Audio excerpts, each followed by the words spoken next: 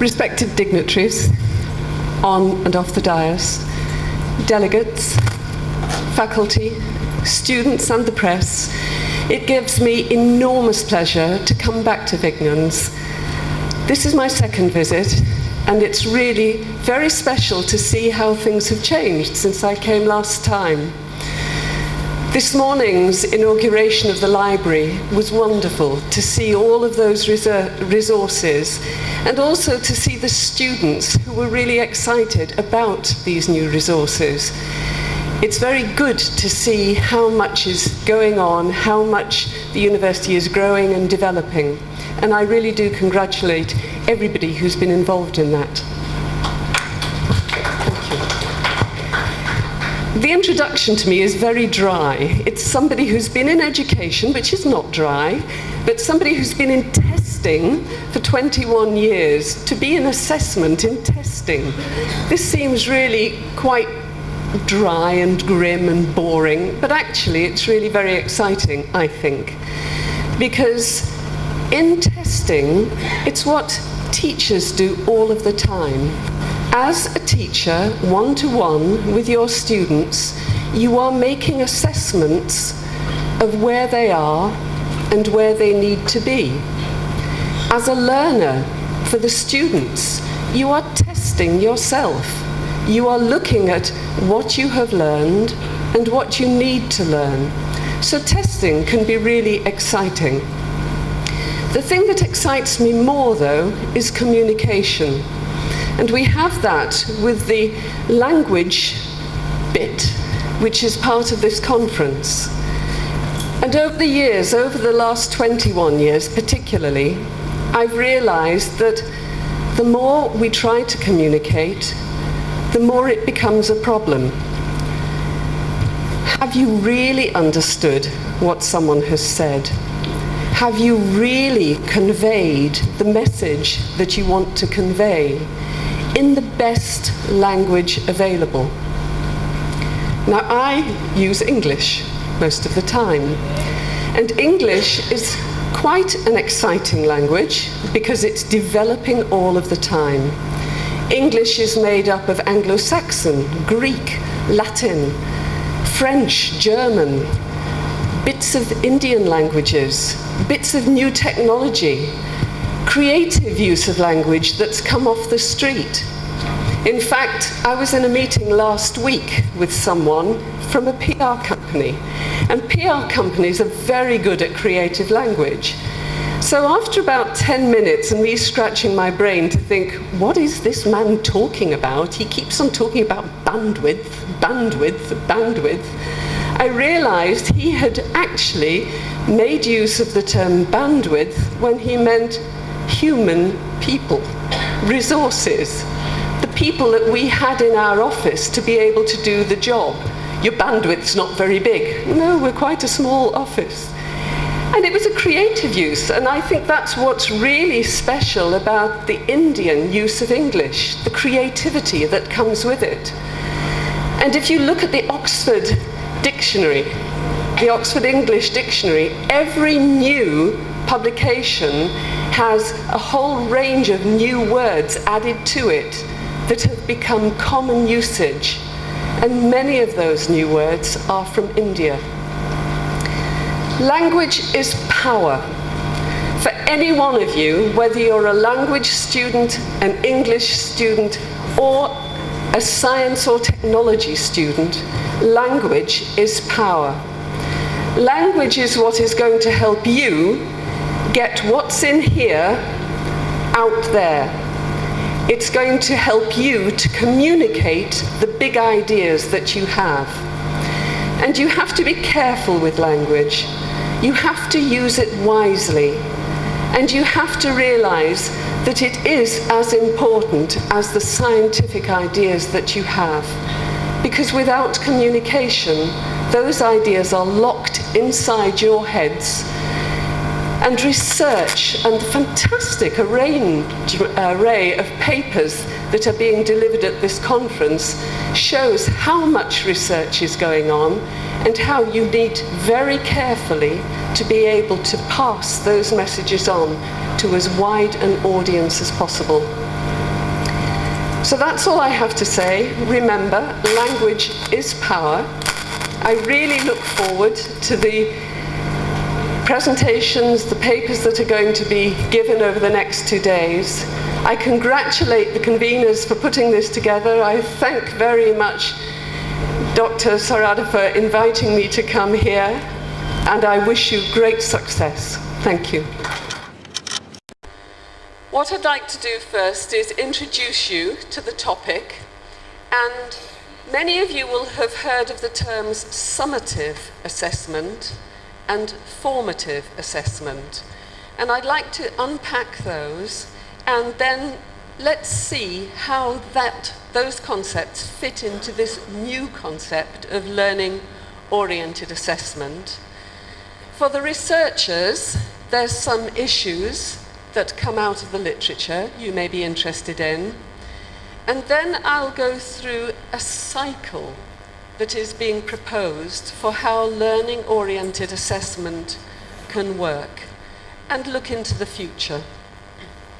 And throughout this, there'll be some opportunities for you to discuss with the person sitting next to you. Won't be many because time is short and we need to get on for the plenary speaker. So, before we begin, just talk to the person next to you. I'm going to give you 1 minute only to think about what you think learning-oriented assessment means. Just talk to the person next to you. Concept where the student is at the heart of assessing themselves, assessing their own progress, assessing where they are. Thank you, that's very interesting. Anybody else got a thought about learning-oriented assessment?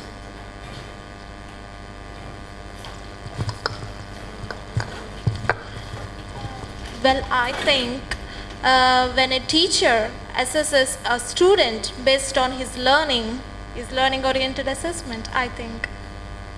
Lovely answer too. Where the exam itself provides opportunity for the student to learn something.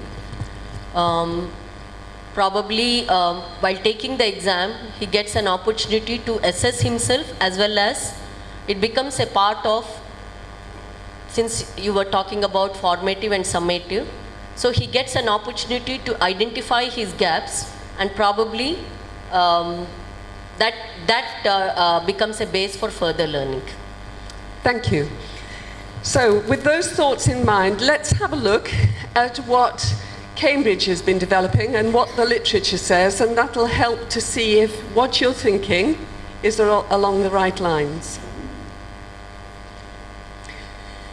So when colleagues in Cambridge were asked about this, it was quite interesting that they had this new concept in mind, learning-oriented assessment, but they wanted to place it somewhere in their known understanding of assessment. And most people said things like, well, it's a kind of formative assessment, isn't it? It's one of these things that is developing, it's taking account of what the students know, and they wanted to place it with formative assessment. But it is really a little bit more complex than that. And I'd like to see if you can fill these gaps, because I'd like to first of all think about exactly what summative is and what formative assessment is. So we'll start by looking at the two separately. First of all, summative assessment. See if you can fill the gaps here. It tests at, well done, the end of a period of study. It can be used in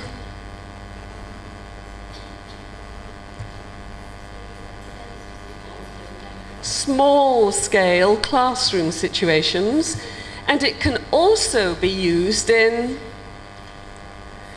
large-scale. So you're using summative assessment probably in your classrooms at the end of a course of study, just a small-scale classroom assessment that you have devised yourself. It's still summative, it's at the end of a course perhaps, but it's also what we do at Cambridge. We do very large scale, 135 countries, millions of students taking an examination that is standardized to an international standard. And summative assessments typically are linked to and looks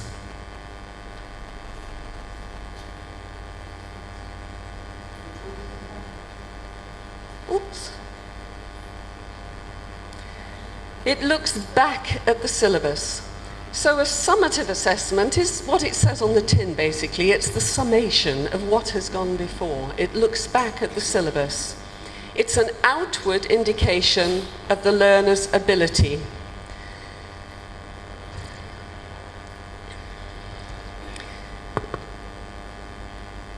Let's have a look at formative assessment. So it's an ongoing assessment during a piece of study. It's in response to the evolving needs of the students or the learners, yes, the students or the learners, and it has a natural affiliation with, well done, with teaching and learning. So formative is one that has a natural affiliation with teaching and learning. And you can see that with formative assessment, the emphasis is very much on interaction, support, and development from you, the teachers. And it's the effect of you and your input on the learner themselves. In the literature, it's suggested that formative assessment can take two different forms. So it can be incidental, or it can be planned.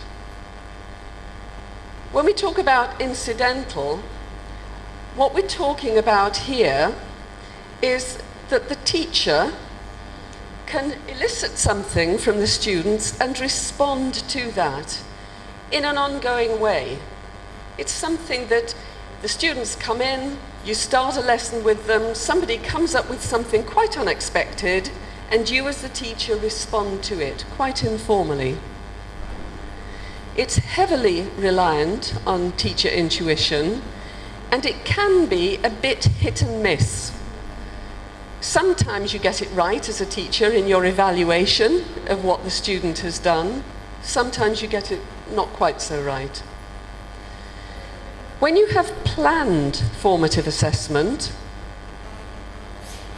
these are the sorts of assessments that you may devise in class. Now, it could be a chemistry class, it could be a geography class, but it's something that the teacher devises, a small-scale assessment to see if the students have learned what has been taught. And in this, you can find out if the students have learned and therefore what they're going to do next. And some people say that this is a bit like a summative assessment used formatively. So it's sort of mixing up the summative and the formative.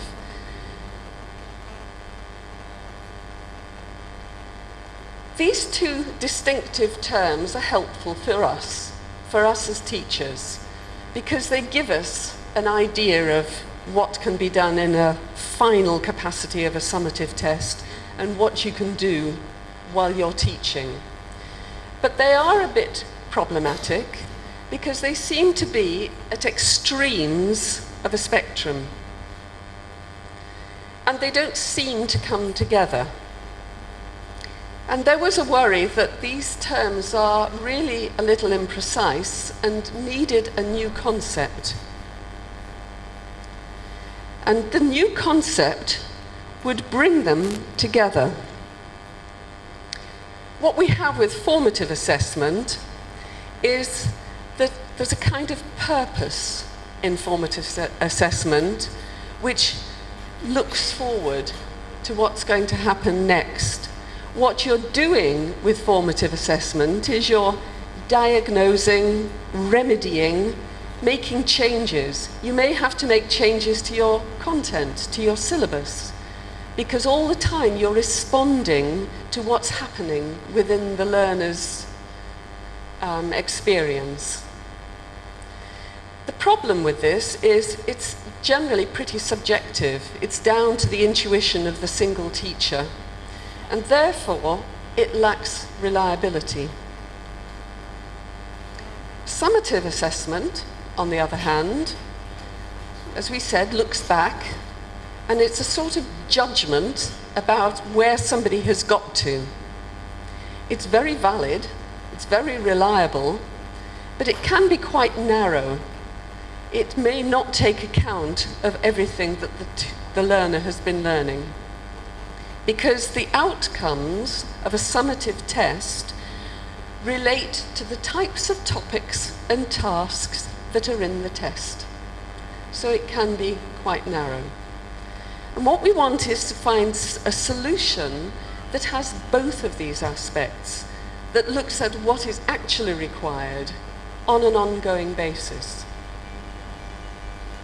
Because whatever the form the assessment takes, whether it's this small classroom-based assessment or the very large-scale assessments, they both have learning outcomes.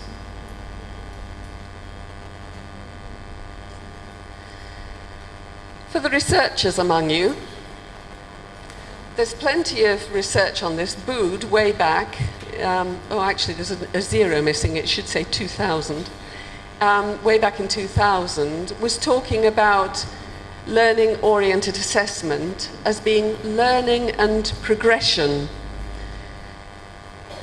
as well as grading. And it's also about standardization. And every act of assessment we devise or have a role in implementing has more than one purpose. And he argues that if we don't pay attention to these multi-purposes, then we're in danger of inadvertently sabotaging one or the other.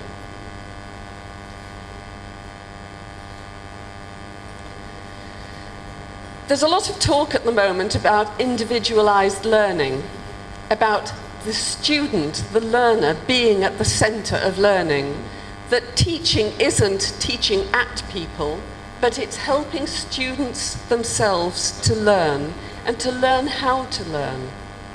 So there's a lot of talk about individualized learning, but what's really important about identifying where students are is evidence. And the importance of evidence in LOA involves collection of evidence. Now, you as teachers will be collecting evidence all the time, but a lot of it, some of it will be marks, and some of it you will put in records, and some of it will be informal, mental memories, mental evidence of what you have seen the students do. Because getting this evidence allows you to form judgments about what the student should do next. Sometimes as a whole class, but more often than not as an individual. And when you have evidence, you can map this evidence to individual goals. The evidence can be a response to an unplanned interaction or something that's being taught rather than what has been taught, and it throws light on the learner's current ability and their progress. I'm not going to ask you to do this because I think we need to move on, but it's worth bearing in mind. You should think about what types of sources you can get evidence from. And I'll just move on to the next slides, because we did a survey in Cambridge to find out what teachers around the world thought about evidence and how much they used it. And one of the questions they were asked was, did they think that tests were a valuable source of data for giving feedback to students? Now, there are many different thoughts about testing and how useful tests are. There are some countries where, and some educational programs, where testing just doesn't take place at all until a student's about to try and get a place at university. But in other situations where you have vast numbers of people, there has to be some sort of sifting process. And so tests are one way of finding out who is a more appropriate candidate, say, for a university place or a job. So one of the questions was, are tests a valuable source of data? Put your hands up if you think they are.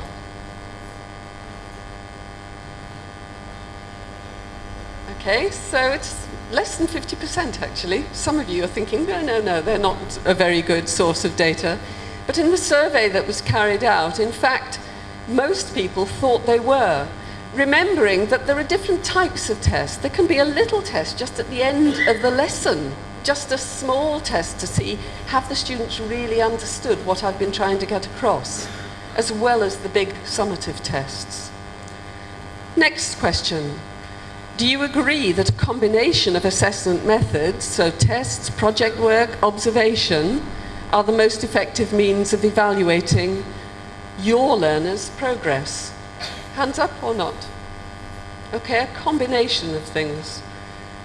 Here we had 75% of people in the survey felt that they were useful, a combination of different types of evidence. And we have also that teachers got evidence from different places in collecting their data. It gives her extra practice if she gets it wrong. So it's an individual learning program for even a 9-year-old to learn a language. And there are lots of things out there that do that. In an institutional sense, if you have a course that you hope everybody will complete, you can then also get individual information about each of your students and help them by looking into their e-portfolio to see what they need to do next. It gives you formal records of their achievement, and it allows you to monitor them. The other thing that we need, of course, is the fluency data, things that they are picking up from writing and speaking. And the final thing to think about is what the implications are for teaching. Because unlike at the beginning when we were talking about these two extreme opposites of summative assessment and formative assessment, this is something where assessment takes place all of the time. Learning, all the time, the student is assessing themselves, measuring themselves about what they should have learned and what they have actually learned, as well as the teacher. And so learning tasks as assessment, there are opportunities there, and assessment tasks can be given as learning opportunities. The two are completely embedded and intertwined. There's lots of reading about this. I will print off get a printout of the diagram because I think that's particularly useful. And two colleagues in Cambridge have written a paper about learning-oriented assessment, and I'll send that to the college as a soft copy in case anybody's interested to read that. Thank you very much.